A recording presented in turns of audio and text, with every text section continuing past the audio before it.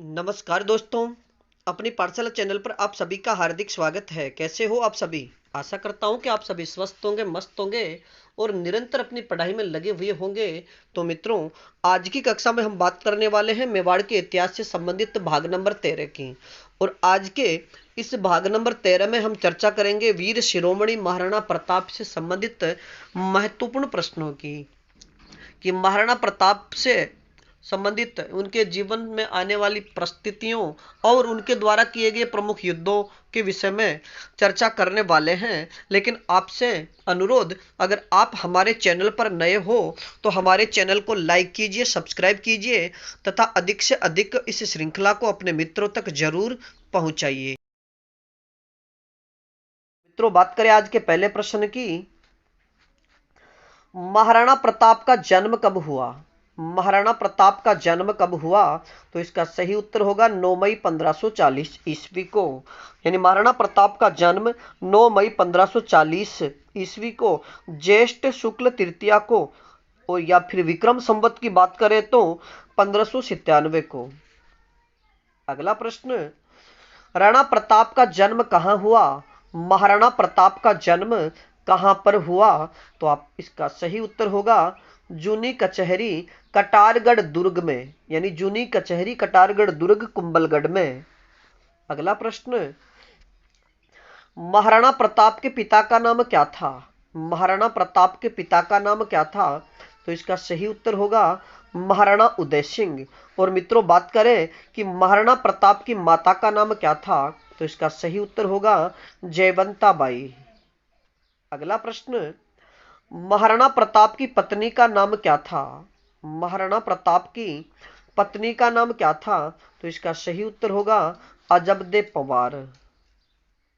अगला प्रश्न, एकमात्र रानी जो प्रताप के साथ जंगलों में रही, यानी महाराणा प्रताप की एकमात्र वह रानी जो उनके साथ जंगलों में रही, तो इसका सही उत्तर होगा अजबदे पवार। अगला प्रश्न, अजबदे पवार के पिता का नाम क्या था? महाराणा प्रताप की रानी अजबदे पवार के पिता का नाम क्या था? तो इसका सही उत्तर होगा राम रख पवार।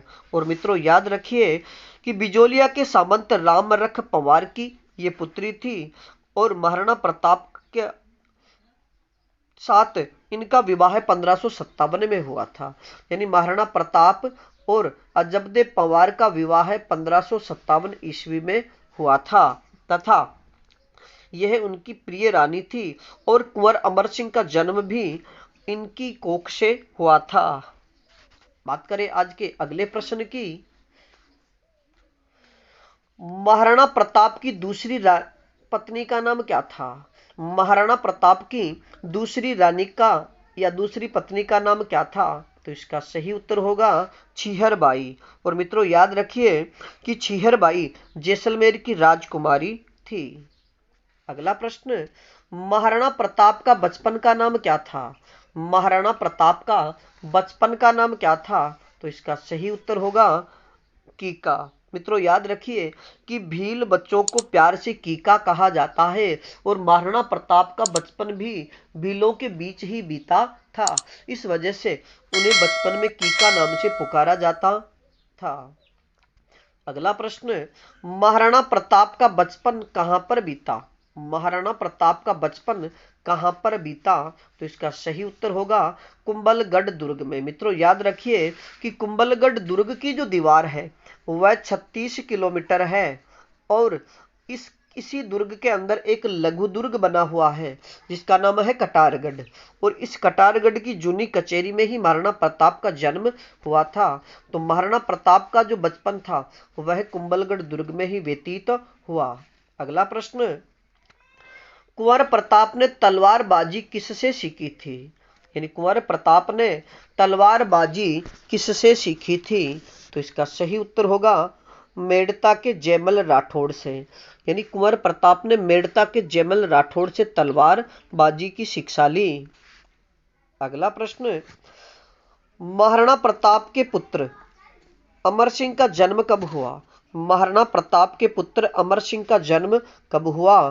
तो इसका सही उत्तर होगा 16 मार्च 1559 को।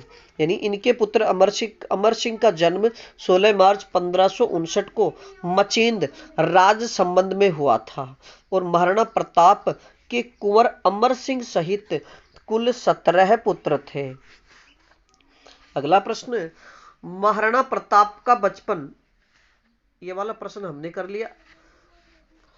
प्रताप के पिता उदय सिंह की मृत्यु कब हुई? महाराणा प्रताप के पिता उदय सिंह की मृत्यु कब हुई? तो इसका सही उत्तर होगा 28 फरवरी 1572 को। मित्रों याद रखिए कि महाराणा प्रताप के पिता उदय सिंह की मृत्यु 28 फरवरी 1572 को गोगुंदा में होली के दिन हुई थी। अगला प्रश्न, उदय सिंह की मृत्यु के बाद उत्तराधिकारी किसे बनाया गया? उदय सिंह की मृत्यु के बाद मेवाड़ का उत्तराधिकारी किसे बनाया गया? तो इसका सही उत्तर होगा जगमाल को। मित्रों याद रखिए कि महाराणा प्रताप के पिता उदय सिंह की मृत्यु 28 फरवरी 1572 को होली के त्योहार को गोगुंदा में हुई और उदय सिंह ने अपनी भटियाणी रानी धीरबाई के प्रभाव में आकर अपने पुत्र जगमाल को उत्तराधिकारी बनाया और रानी के आग्रह व कुछ सरदारों के सहयोग से जगमाल का उसी दिन यानी 28 फरवरी 1572 को ही राज तिलक कर दिया गया था। अगला प्रश्न, जगमाल के उत्तराधिकारी का विरोध किसने किया? जगमाल के उत्तराधिकारी का विरोध किसने किया? तो इसका सही उत्तर होगा मानसिंह सोनग्रा को। मानसिंह सोनग्रा व राम शाह पंवार ने। यानी जगमाल के उत्तराधिकारी बनने का विरोध मानसिंह सोनग्रा और ग्वालियर के रामशाह तंवर के द्वारा किया गया था। और मित्रों याद रखिए कि जो मानसिंह सोनग्रा है यह महाराणा प्रताप के मामा थे। अगला प्रश्न, गोगुंदा में प्रताप का राज्याभिषेक कब हुआ? गोगुंदा में प्रताप का राज्याभिषेक कब हुआ? तो इसका सही उत्तर होगा 28 फरवरी 1572 को। मित्रों याद रखिए कि जैसे ही उदय सिंह की मृत्यु होती है तो कुंभलगढ़ में जगमाल का राज्याभिषेक कर दिया जाता है और गोगुंदा में महाराणा प्रताप का उनके दाह संस्कार के बाद यहाँ के सरदार यानी मानसिंह सोनग्रा व रामशाह तंवर के द्वारा इनका राज्याभिषेक किया जाता है। अगला प्रश्न, प्रताप की कमर पर तलवार किसने बांधी थी? महाराणा प्रताप की राज्याभिषेक के समय कमर पर तलवार किसने बांधी थी?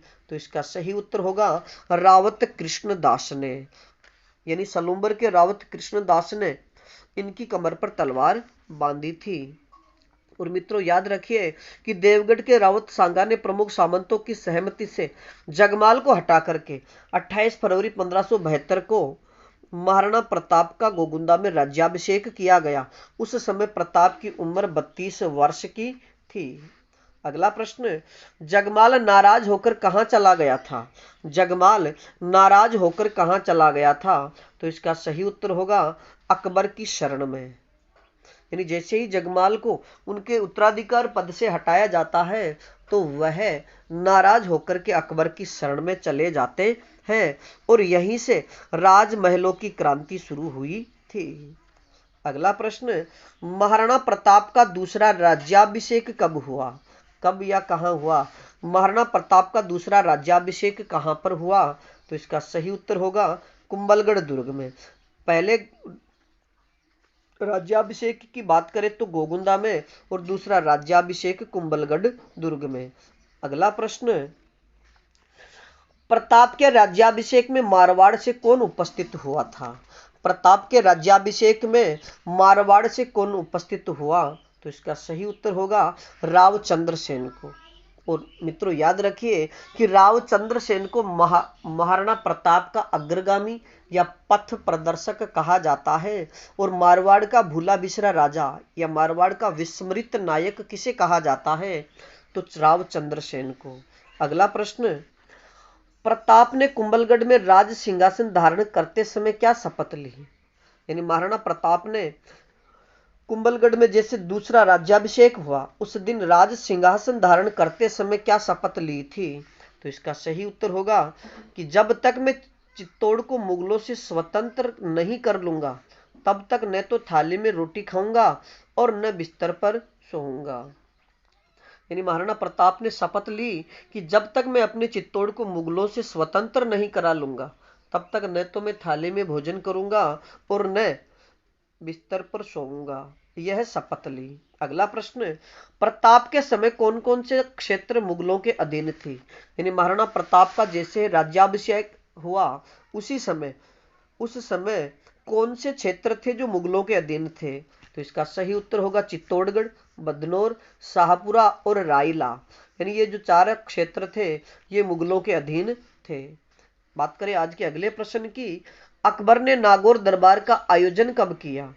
कि अकबर ने नागौर दरबार का आयोजन कब किया? तो इसका सही उत्तर होगा 1570 ईस्वी में।